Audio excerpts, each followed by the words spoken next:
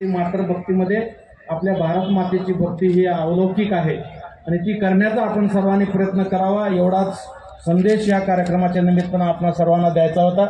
या कार्यक्रमाच्या आयोजनासाठी कौशल्य विभागाच्या सर्व अधिकारी कर्मचाऱ्यांनी जी मेहनत केली आणि या समितीच्या सर्व सदस्यांनी जी मेहनत केली, प्रत्यक्ष अप्रत्यक्ष या कार्यक्रमासाठी सहभाग नोंदवणाऱ्या सर्वांचं मी मनापासून विद्यार्थी दिनाच्या प्रित्यर्थ आणि राष्ट्रीय एकात्मता दिनाच्या प्रित्यर्थ हा जो कार्यक्रम या ठिकाणी संपन्न होतो आहे, या कार्यक्रमाला उपस्थित सर्व मान्यवर, या संस्थेचे सहसंचालक, प्राचार्य, प्राध्यापक, विद्यार्थी, विद्यार्थिनी, पत्रकार, परिसरातील सर्व मान्यवर, उपस्थित बंधू आणि भगिनी, मी सर्वप्रथम या तिन्ही महापुरुषाला मनापासून वंदन करतो, ज्यांनी आपला देश जडणघडणामध्ये अमूल्य असं योगदान दिलेलं आहे आणि आज आपल्याला या स्तरावर ताठ मानेने जगण्याचं सूत्र आपल्याला उपलब्ध करून दिलेलं आहे। या तिन्ही महामानवाला मी माझ्या वतीनं आपल्या सर्वांच्या वतीनं मनापासून अभिवादन करतो, मनापासून त्यांना नमन करतो। आणि ज्या वंदे मातरम गीताच्या संदर्भामध्ये आज संपूर्ण देशभर 150 वर्ष पूर्ण झाल्याच्या प्रित्यर्थ जो कार्यक्रम होतो आहे, त्या कार्यक्रमामध्ये आपण पण सर्वांनी सहभाग घेतला, त्याबद्दल आपल्या मनापासून मी अभिनंदन करत असताना, हे काही गीत नाही, हे काही कविता नाही, सर्व देशवासियांना एकत्र बांधणारा हा मंत्र आहे आणि या मंत्रांच्या माध्यमातून आपल्याला परत एकदा हा मंत्राचा जयघोष आपल्याला सातत्यानं करायचा आहे। एक दिवस वंदे मातरम गाऊन काय होणार नाही, ही आपली नित्य परंपरा आपण ठेवली पाहिजे।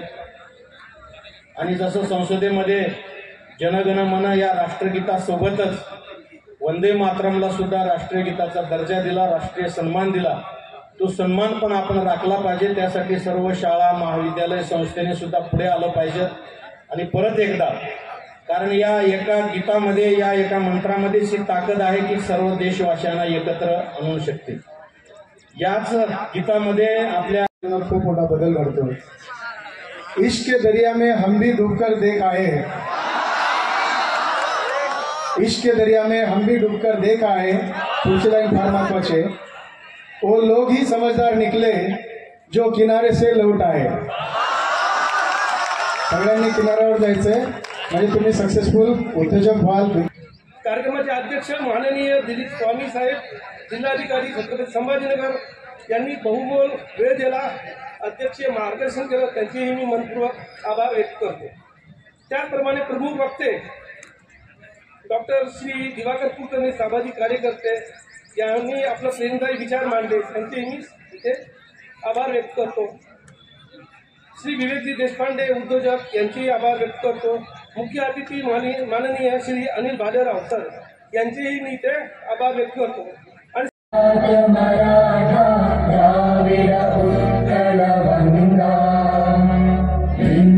हिमाचल यमुना गंगा उच्चल जलधितरंगा, तव शुभ नामे जागे, तव शुभ आशीष मागे, गाहे।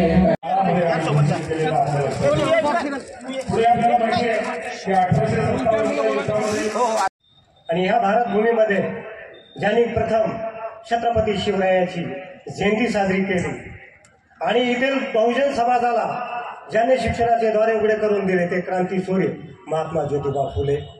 या भारत भूमीमध्ये ज्यांनी प्रथम आरक्षण लागू केलं वसतिगृहाचे जनक छत्रपती राजर्षी शाहू महाराज। आमच्या ज्या माता भगिनी मुली या ठिकाणी बसल्यात, त्या अंधश्रद्धेच्या जोखड्यातून काढण्याचं काम ज्यांनी अंतर्भूत केलं। असं म्हणतात अज्ञान आणि अंधकाराच्या काळ रात्रीला चिरत या भारताच्या नवीन पहाट ज्यांनी निर्माण केली, तुमचेच नाही तर आमचे उद्धार करते संविधानाचे शिल्पकार डॉक्टर बाबासाहेब आंबेडकर यांच्या विचाराने या ठिकाणी अभिवादन करतो। आज या कार्यक्रमाच्या प्रसंगी जो आम्ही विद्यार्थी दिवस साजरा करत आहोत, डॉक्टर बाबासाहेब आंबेडकरांनी 7 नोव्हेंबर 1900 मध्ये प्रतापसिंह हायस्कूल जी गव्हर्नमेंटची स्कूल आहे त्या स्कूलमध्ये प्रवेश घेतला। इयत्ता इंग्रजीमध्ये प्रवेश घेतला। आज सुद्धा आपण जर पाहिलं की जिल्हा परिषदची शाळा आहे, स्कूल आहे। 1914 हे रजिस्टर क्रमांक जर आपण पाहिलं त्या ठिकाणी भिवा रामजी आंबेडकर असं नोंद त्या ठिकाणी आहे। हा दस्तऐवज तिथल्या शाळेने जपून ठेवलेला आहे। आणि बाबासाहेब आंबेडकर 7 नोव्हेंबर 1900 पासून 1904 पर्यंत म्हणजे इयत्ता 4थी पर्यंत त्या ठिकाणी शिक्षण घेतलं।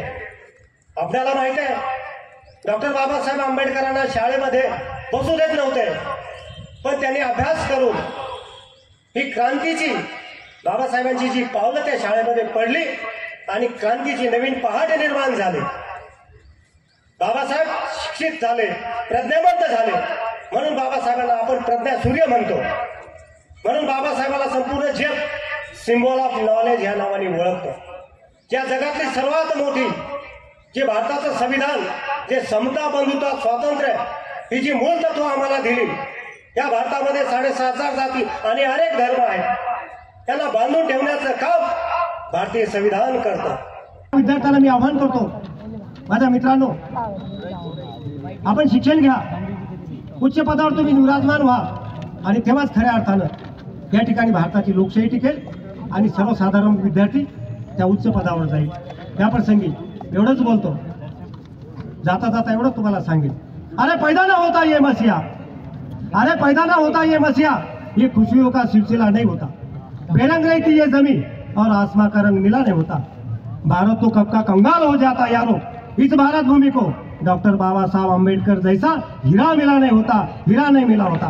या ठिकाणी सर्व मान्यवर सर्वांचे या ठिकाणी धन्यवाद। या ठिकाणी थांबतो। जय हिंद, जय महाराष्ट्र, जय संविधान। धन्यवाद सर।